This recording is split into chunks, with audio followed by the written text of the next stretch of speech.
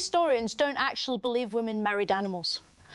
It seems more likely they were referring to their human husbands who were just being pigs. Everyone had a lot of respect for archers in ancient times. I mean, they had to, I suppose, or they might get an arrow through the eye. They didn't have GPS back in those days, so they used astrology to navigate by the stars, instead of to tell the future like we do today.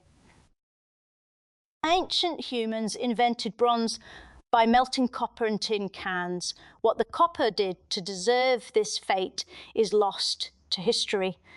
Probably pulled over a minister or something. Through irrigation, our ancestors learned to wet the fields before spreading their seed, increasing their fertility. But it wasn't until we invented George Clooney that we did the same for women.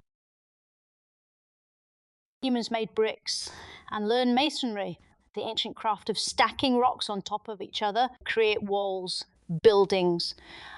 Their techniques were quite primitive. Even kids do it today in a game called Jenga. Back in those times, child labour laws weren't as strictly enforced.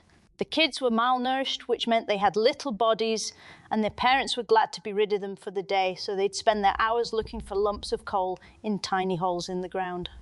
Their legacy lasts even to this day, where we still call them miners. Pottery is the ancient art of making bowls and cups and dildos. Why did ancient humans bother inventing the sailboat? It just seems like a waste of time. I mean, surely they already had plenty of rocks and trees. It's not known for certain whether the donut inspired the wheel or vice versa. All I'll say is people were eating long before we started bumming around on carts.